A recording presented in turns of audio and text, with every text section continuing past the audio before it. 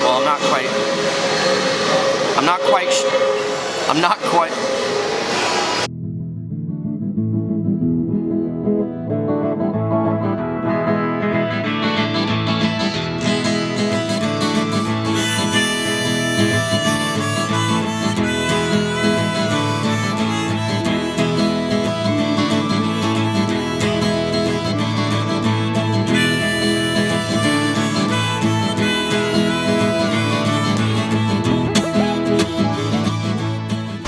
Welcome to another episode. I'm Justin. I'm Jeff, and today we are in Berkeley, California, home of the Cal Bears and home of Fieldwork Brewery. That's where we're at today. Now, you may get a world-class education up the street at Cal, but we're gonna get a world-class education in beer right here at Fieldwork, one of the best breweries in the Bay. So let's get things started. Jeff, you ready? Let's have some beer. Let's have some beer.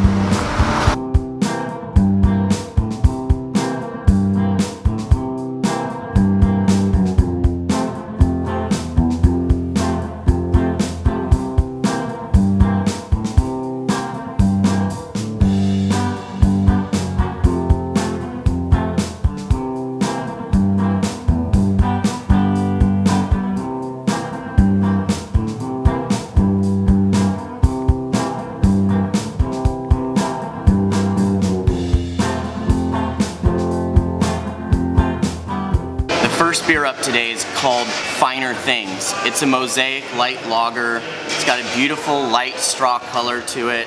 4.2%.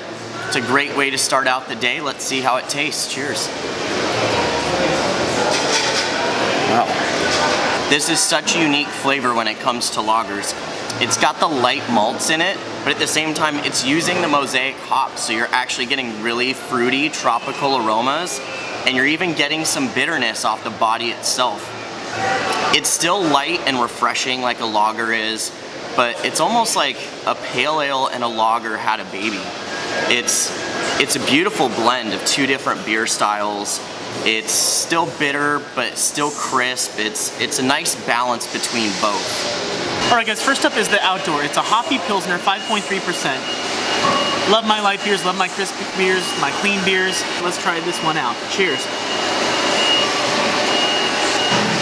Okay, everything is in the name. It's a Pilsner and it's hoppy. You get that bitterness, you get a little bit of the resin from it, but it's not overwhelming. It falls right in line with the Pilsner. It's crisp, it's clean, it's drinkable. It is the Hophead's ultimate Pilsner. So if you love hops, if you love that bitterness, and you're looking for a clean, crisp beer to drink on those summer months all day long, this is definitely the one you want to reach for when you're going outdoors. The next beer on my list is called Morning Time. It's a coffee breakfast stout, 6% ABV. It's got a beautiful dark head to it. I'm really excited to try it. It feels like morning time right now. I mean, it's 11, but all right, let's give it a shot. Cheers. This thing is extremely sweet. It's very, very chocolatey. The aroma, you're getting the coffee, but in the body itself, it's literally just like chocolate beer. I'm not quite sure why it's not as heavy as I would expect with this much sweet flavor in it. But it is only 6%, so maybe there's not a ton of malts in this. Maybe it's more just cocoa that they used. But it's very rich, extremely drinkable. I feel like I'm drinking dessert. I'm surprised it's a breakfast stout, but I'm not complaining. Cheers. All right, guys, next up I have the Field Trial number 366. It's a single hop wheat beer at 4.8%. So everyone has their experiments, their little trials. This is one of Fieldwork's, and I can't wait to try it. I love to see what people are thinking going on and brewing up nice experiment batches. Let's try this one out. Wow. I don't know if that single malt, I don't know if it's that single hop that's giving so much complexity to this wheat ale, but it's fantastic. It's a showcase to whatever this hop is, and it's a little piney, it's a little earthy, it's floral and piney. It has a really, really good, distinct, complex flavor to it, and it's pretty damn amazing. I know Jeff's gonna love this. I know if you're someone that tries as many beers as we do, this is something that is so cool, so different, and very, very good that I can't wait to see what all their other experiments look like. So Jeff was telling me it's more the yeast strain than the hop, but even still, you're getting those good earthy, dirty, mossy, grassy qualities to it, and it's fantastic. I mean, he loves it, I love it. This is a damn delicious experiment in my opinion. The next beer up is called the Shoreline IPA. It is 6.6%. It's got a beautiful light golden color to it. I hear a lot about Fieldwork's IPA scene. Sounds to me like that's their strongest field. So this is the first of many. Let's see how it tastes.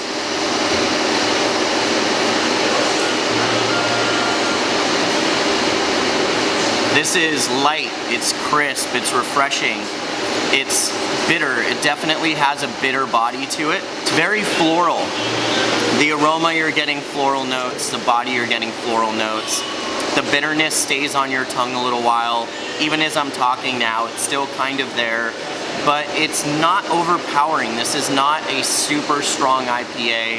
If I was looking for a nice, light spring IPA, I wanted something that reminded me of the flowers coming into bloom. This would be it. So I have here the Sour Diesel. It is a tart hoppy saison at 5.2%. You don't think of hops when you're thinking of saisons, but this place seems to love their hops, but it's not overly done, and I can't wait to see what their take on the saison is with this. Cheers. It's a little funky, it's a little sour, but the bitterness from the hops tends to mellow it out, and it brings it almost more well-rounded. I don't feel like I'm gonna get the pains in the sides of my mouth with the acid coming from it. I'm not gonna feel like those puckering feelings in my mouth. It's overall very well done, very well balanced, and probably a saison that people like Jeff, people that don't traditionally like sours, are gonna really find pretty pleasing. I like it a lot, and it's not overly tart. It's just tart enough, which is what I like. The next beer on the list is a Watershed Extra Pale Ale. This is 5.8%. It's a little bit darker than the IPA I just had. I'm really excited to try it. Let's see how it tastes. Ooh. Fieldwork has a way with those light malts. They are really doing a great job with this one. It's light, it's crisp, it's clean, yet it's still hoppy, it's still bitter. The aroma and the body itself, you get a lot of tropical notes, a lot of guava, pineapple, plum. It's a refreshing beer, for sure. It's definitely bitter, but it's not overpowering. I feel like because of the light malts that they're using in this, it's just a really well-balanced beer. I could drink this one all day long. All right, we have here the Corner Shop IPA. It's 7%, and with some of their other IPAs that we've had, we have enjoyed them all, and I'm sure this one's not going to disappoint us either. Cheers, guys. This is probably the most dank and resinous IPA that we've had here, but that being said, it's not like I'm getting blasted out by the resin and the dankness. It's good, it's well maintained, and it showcases the hop very, very well. You're not getting a lot of malts, you're not getting a lot of sugars. It's a very hop-centric beer. That being said, it's still very, very drinkable for people that don't particularly like an overt amount of hops, but it does have a bitterness that will last with you for a while, so just be aware of that.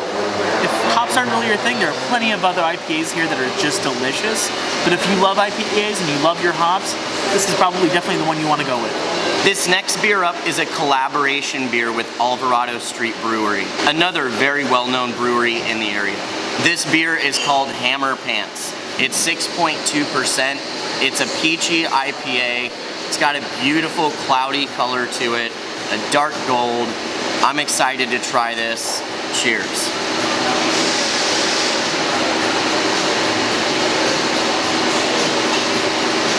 Wow.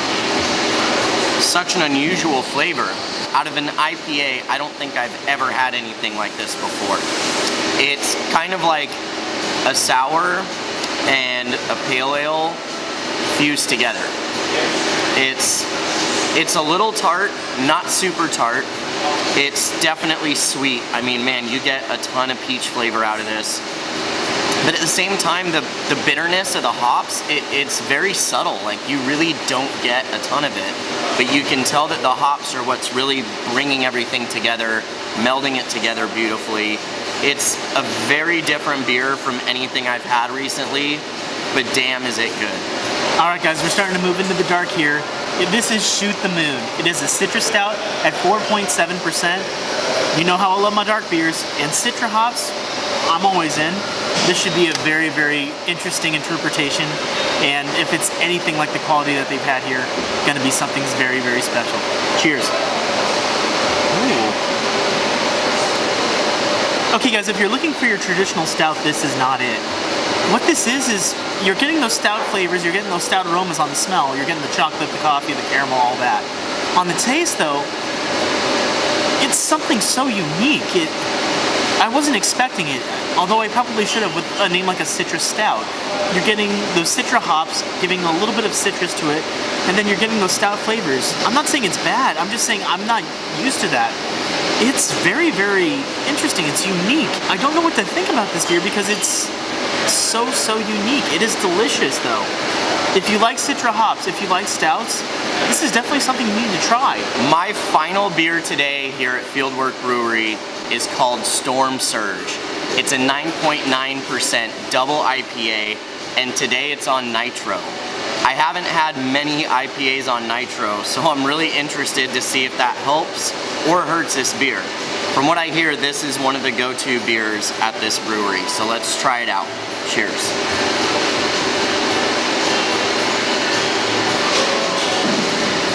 Whoa! Woo! Oh, damn. Damn, this is a sweet, it is a hoppy, it is a extremely bitter beer. This thing has got so much body to it, it's unreal. The aroma itself, you're definitely getting all those malts.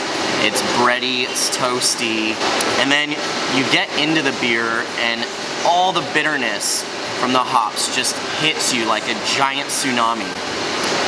And while you're recovering from that, all those malts that you got out of the aroma just come right back and hit you from the other side. And the best part about it is the fact that it's on nitro, it's creating this smooth, mellow mouthfeel. It's like the bitterness from the hops, the strength and the sweetness from those malts is a beautiful juxtaposition to the beer being on nitro. It's like strong and powerful and soft and gentle just crashing right into each other.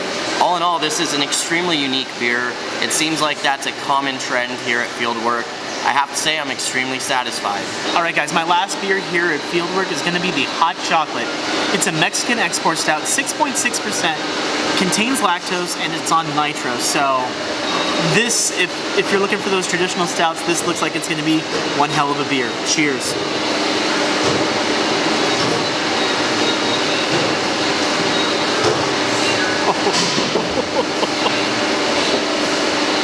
Alright, so this isn't the first Mexican hot chocolate stout we've come across. You have those like Chocovesa from Stone, you have a lot of those other ones that are failing to come to mind now. This is the new high water mark right here. This hot chocolate stout, on the aroma, you're getting nutmeg, you're getting cinnamon, you're getting caramel, chocolate, coffee, all those great flavors that you're looking for.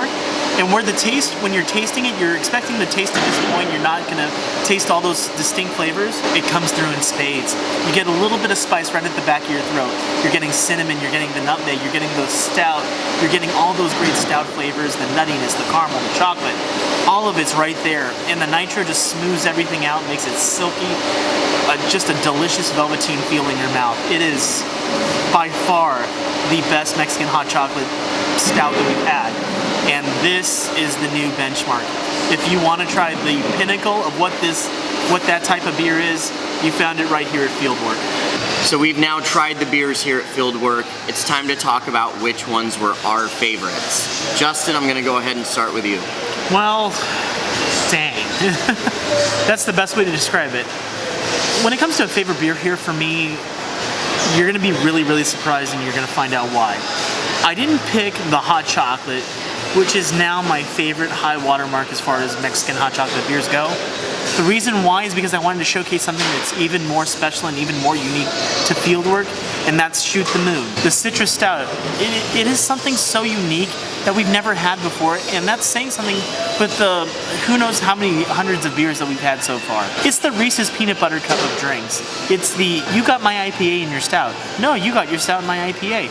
That's what this is, and it's so unique, so original, and so delicious. It's got a very unusual flavor to it. I mean, just as Justin said, it's two different styles of beer colliding together, and they create something that's actually quite delicious, quite palatable, very drinkable. It's sweet, it's hoppy, it's citrusy, it's light, it's heavy at the same time. It's like a gigantic, like, hot mess of deliciousness. And here's the thing, as this thing warms up, you get even more of those Citra IPA flavors out of it. So this is definitely one of those drinks you just want to sip and savor for minutes, if not hours, because you're finding new stuff in it every single time you sip it.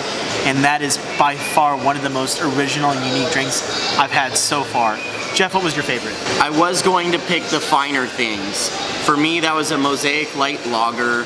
It had the Mosaic hop flavor in there. It was another really unique beer, just like this one, where I'm getting the tropical notes and the bitterness of an IPA inside a lager, and it created something beautiful and drinkable.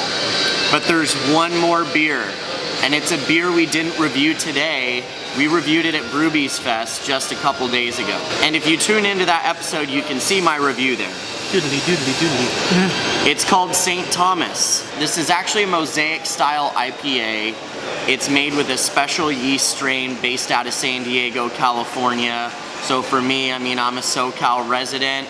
I get a lot of pride out of that. But the beer itself, man, it's juicy, it's light, it's sweet, it's bitter. It's an overwhelming amount of just tropical flavors. My God, my palate is dancing right now. Pineapple, mango, papaya. It's one of those IPAs. It's like a Northeastern style IPA, but it's not a Northeastern style IPA. This almost tastes like I'm drinking a fruit juice, like a pog juice, a pineapple juice. It's super light, super drinkable, and my God, is it enjoyable. I plan on taking some of this home if I can. Yeah, it's definitely one of the most enjoyable beers here. That being said, we've highlighted 4. There are amazingly enjoyable beers up and down the menu that you won't be disappointed by. This is by far one of the best breweries in the Bay Area, and they've shown us why today. And I can't wait to come back and try them again and see what else they have to offer that's going to be new and exciting.